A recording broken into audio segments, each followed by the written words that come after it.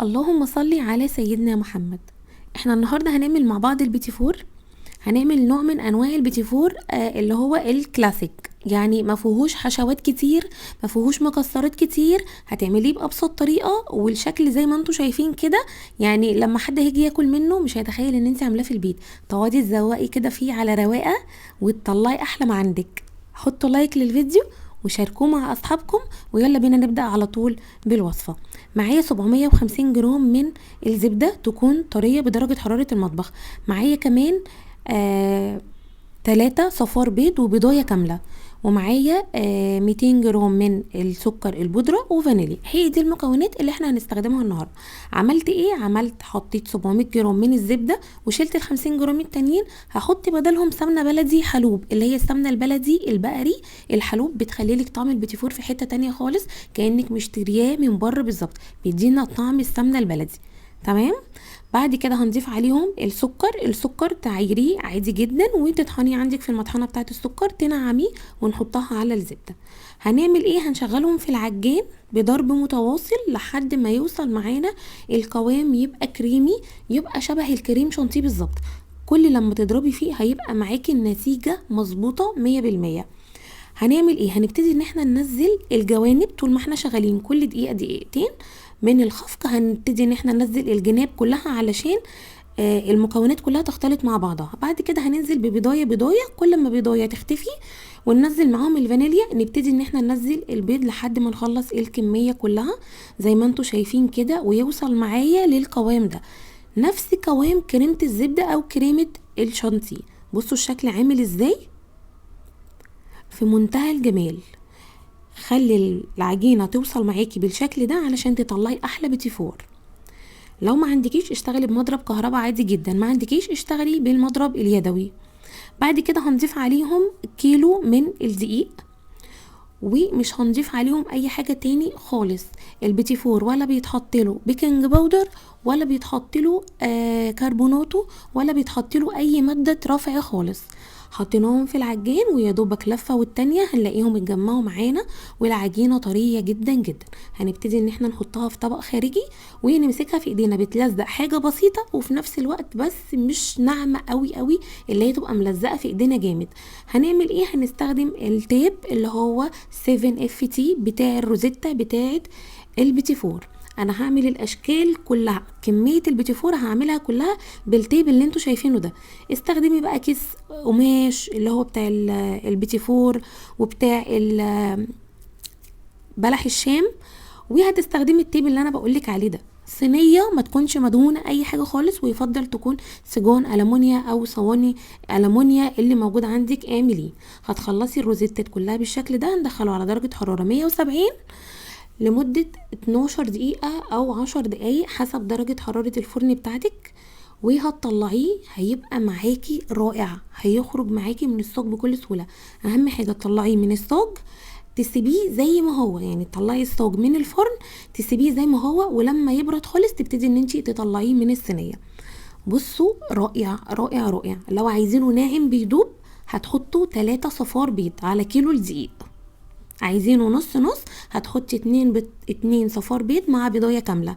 عايزينه يبقى كده ماسك نفسه ومقرمش شويه هتحطي 3 بيض كامل. تمام. هنعوز بقى ان احنا نعمل حبه بالشوكولاته. هناخد حبه من عجينه البيتي فور ونضيف عليهم 3 معالق كاكاو من الخام الغير محلى الاسباني. اهم حاجه جوده الكاكاو بتاعك تبقى ممتازه علشان طعم البيتي فور بتاعك يبقى حلو. وهنحط معاهم معلقه من الزبده ونعجنهم كويس جدا، ونحطهم برضو بنفس التيب في نفس الكيس الحلواني اللي احنا شغالين بيه ده. انا اشتغلت في الكيس السيليكون عشان ممكن ما تلاقوش اللي هو الكيس القماش. وهبتدي ان انا يا دوبك بس العجينه تبقى على قد قبضه ايدي علشان تنزل معايا الروزيتا مظبوطه. تتحكمي فيها ان انت يا دوبك العجينه تبقى على قد قبضه ايدك بالظبط. هنخلص الكميه وهنحط واحده بيتي فور بالفانيليا في وسط الشوكولاته علشان ديت هي اللي هتدينا التسويه المظبوطه للبيتي فور اللي هو بتعمل شوكولاته اللي انتوا شايفينه ده. تسويه مظبوطه 100%، النقشه مظبوطه 100%. بسم الله ما شاء الله اللهم بارك. رائع رائع رائع. هنبتدي بقى ان احنا نزين. عايزه اقول لكم ان موضوع التزيين ده اشكال والوان بقى، عايزه تجيبي الفارماسيل الملون حطي، عايزه تجيبي اي مكسرات اعملي بيها. بس انا بصراحه فضلت ان انا اعمله كلاسيك وفي نفس الوقت يبقى شكله تحفه زي ما انتوا شايفين. كل اللي انا عملته جبت شوكولاته بالحليب، شوكولاته دريم بالحليب، وجبت وايت شوكليت، وجبت طبعا مربى مشمش، واخدت مربى مشمش حطيت معاها 3 معالق ميه وحطيتهم على النار، وابتديت ان انا اهرسهم بالشوكة عشان يبقوا معايا بيوريه، ومعايا جوز هند، وكان معايا كده الشوكولاتات الملونة. بس بصراحة مرضتش استخدمها، قلت لا خلينا كده يبقى كله كلاسيك والشكل يبقى ايه. آه اكيد انتوا شايفين الشكل عامل ازاي، لان بصراحة الفارماسيل الملونة بحس ان هي شعبية قوي، وبحس ان هي مش احسن حاجة، فانا ما حبيتش ان انا بصراحة اضيفها، وحبيت ان انا اكتفي بس ان انا يبقى شكل كلاسيك كده زي ما انتوا شايفين. اول حاجة هنعملها هنبتدي ان احنا نقفلها بشوكولاتة بيضة، وكمان بالشوكولاتة اللي بالحليب، وهنقفل كمان بالمربى. طيب احنا لما نقفل بالشوكولاتة هتفضل معاكي وحدة البيتي فور ماسكة نفسها ومش طرية، لان الشوكولاتة مفيهاش سوائل كتير. انا دوبت الشوكولاتة على حمام بخار او هتدخليها الميكروويف وتحطي معاها 3 معالق من الزيت وتقلبيها كويس جدا جدا، وتبتدي ان انت تقفلي بيها البيتي فور زي ما انت شايفة كده. طيب ايه الفرق ما بين الشوكولاتة وما بين المربى؟ الشوكولاتة اللي بتقفلي بيها البيتي فور بتخلي لك وحدة البيتي فور ماسكة نفسها وما تطراش معاكي، تيجي تاكلها تحسيها ان هي ايه فيها قرمشه كده بسيطه. ولكن المربى عشان بيبقى فيها سوائل لما تيجي تلزقي بيها البيتي فور ومع الوقت هتلاقيها بقت طريه معاكي، يعني تيجي تاكليها تلاقيها طريه. فاهمين قصدي ايه؟ بس بعد كده هنعمل ايه؟ هنمسك بقى البيتي فور اللي بالشوكولاته، نبتدي ان احنا ننزله في صوص الشوكولاته اللي احنا عملناه ده. هي وقعت مني بس طبعا انا ما اتهزتش، نزلتها في الشوكولاته تاني وكملت، وابتديت ان انا اصفيها كده بالشوكه وامسح القاعده بتاعتها، وجبت صاج حطيت عليه كيس من اكياس التلاجة، وابتديت ان انا احط عليه البيتي فور بالشكل ده، عشان لما تيجي البيتي فور ينشف الشوكولاته تنشف عليه وتيجي تطلعيها من على الكيس تبقى سهله معاكي، غير لما تحطيها على صينيه والشوكولاته تلزق في الصينيه فتتجرح معاكي. الشوكولاته تلزق في الصينيه تطلعي وحده البيتي فور تلاقي القاعده بتاعتها ما فيهاش شوكولاته، فمن الافضل ان انت تطلعيها على كيس تلاجة. هنعمل ايه تاني؟ هنبتدي بقى ان احنا ناخد البيتي فور بعد ما لزقناه اللي بالمربى، هنبتدي ان احنا ننزله في المربى وننزله على جوز الهند. تمام زي ما انتوا شايفين كده، بغمس وحدة البيتي فور في المربى وبعد كده بطلعها بحطها في جوز الهند وده بيبقى شكلها. هنعمل ايه كمان؟ هناخد بقى اللي احنا بنلزقها بالشوكولاته وهنديها كده نص وحده البيتي فور هي اللي احنا هننزلها في صوص الشوكولاته وهنطلعها، وهتلاقيها معاكي بالشكل ده. طبعا هتخلصي الكميه كلها بنفس الطريقه، هتعملي بالوايت شوكليت وهتعملي بالشوكليت ميلك وهتعملي بالمربى زي ما انا ما عملت. شكلي زي ما انت عايزه، طبعا طريقه التزيين وطريقه الاشكال اللي انت عايزاها اللي انت بتفضليه طبعا تقدري تعمليه. اللي انا عملته بقى بالوايت شوكليت حبيت ان انا احط عليها اغلفها بجوز الهند واشوف الطعم عامل ازاي. الطعم طلع معايا رائع يا جماعه، لما حطيت عليها كده غلفتها كلها بجوز الهند بقت عامله زي الشوكولاته الفوريرو ريشيه، يعني بقت تحفه.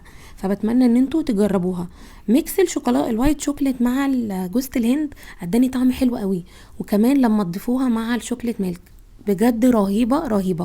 ان شاء الله باذن الله كل اللي هيجربها هتعجبكم جدا جدا. في كمان حاجه عملتها، اخدت بقى واحده بيتي فور بالفانيليا مع واحده بالشوكولاته ولزقتهم في بعض وبعدين حطيتهم في المربى، وبعد كده نزلت تاني بيهم في جوز الهند وطلعت معايا الاشكال رائعه زي ما انتم شايفين كده. ابتدي بقى ظبطيها ورصصيها في الصواني بتاعتك وقت التقديم، تبقى حطها كده على سفرتك شكلها حلو، وكل اللي يدوق منها بجد هيقولك تسلم ايدك. بتمنى ان انتوا تجربوه، وكل سنه وانتوا طيبين وينعاد عليكم الايام بخير يا رب، وعيد سعيد علينا جميعا، وان شاء الله كده نبقى خارجين من رمضان مجبورين الخاطر ان ربنا يتقبل مننا الصيام والقيام والدعاء والصدقات وكل حاجه عملناها ربنا يتقبلها منا يا رب جميعا، وندخل على العيد كده باحلى فرحه، وتقدمي بقى لكل حبايبك وكل اصحابك تدوقيهم على على فكرة دي حاجة حلوة جدا جدا لما تكوني بتعملي حاجة في البيت